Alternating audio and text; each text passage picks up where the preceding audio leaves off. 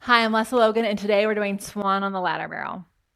Welcome to OnlinePilatesClasses.com, the most supportive Pilates-loving community across the globe. Enjoy new weekly classes from our amazing teachers. Download the OnlinePilatesClasses.com app today. So here she is, your Swan on the ladder barrel, the place to learn the big swan before you do it on the reformer. It is awesome. This one teaches us so many things. If you haven't yet done Swan Prep 1 or Swan Prep 2, I highly recommend you do that because it's so easy to cheat this exercise and get stuck in your lower back. And that's not impressive, even though it looks really cool. If you're here because of the barrel's flashcards, you'll see the 1 and the 2, and you can see how those all work together. You'll also see on the barrel's flashcards what the big swan is a complement to on the mat and the reformer. And so if you see that you struggle with some of those mat and reformer exercises, you can see you need to practice your swan. So the swan, what a lot of people get wrong is they want to make everything about the back bend. It is a full body exercise, okay? Also, a lot of people's ladder barrels are not set up for success. So you really want to have a femur's distance between here and here. If you're shorter, you need it to come closer. If you have a longer femur than me, which is rare, you can go a little further out, okay? The other thing is I'm in shorts. These are pretty much long enough to do, but if you're in shorter ones, you're going to get stuck, all right?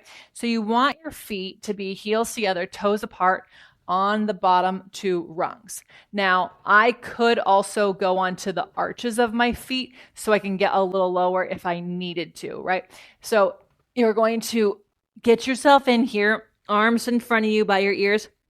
You already want to be working. So a lot of people just like hang out here, but instead, lift your arms to the level of your ears so you activate your upper back and reach your tailbone between your knees. Boom. Okay, so already I'm working. Now, if you think of your pelvis as a wheel turning, then you turn the wheel so your tailbone goes between the knees and you can levitate up. And this is your big back bend, not in your lower back, but you can reach back as far as your tailbone can reach down so that your lower back is long.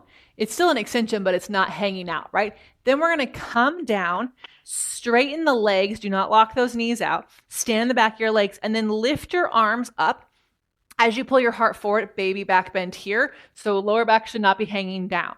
Then we're going to pull the stomach in, bend the knees, and round over. I'll get a little faster so you can just see the pace. We lift, big back bend, lengthen a little bit more, and then pull it all together. Usually you do 3 of these. And again, it's a leg, it's a lift, there's a lot of arm back connection there, and then stomach. Boom. All of it working all of the time. When you feel really confident about this one, you can feel that upper back working. You can feel the back of your legs standing long, and your lower back is in the longest extension. Then try it on the reformer. Until then, enjoy it here. It's really, really good. The goal is to wake up your mid back. A lot of people like to hang on that lower back. We've got to wake up that mid back because there's so many exercises that our mid back needs to be alive for. And that's why Swan exists. So thank you so much for letting me play. This is one of my favorite places to swan out. I hope you enjoyed it. We have more back extension exercises to play with here on this ladder barrel. They all are in the barrel's flashcard deck.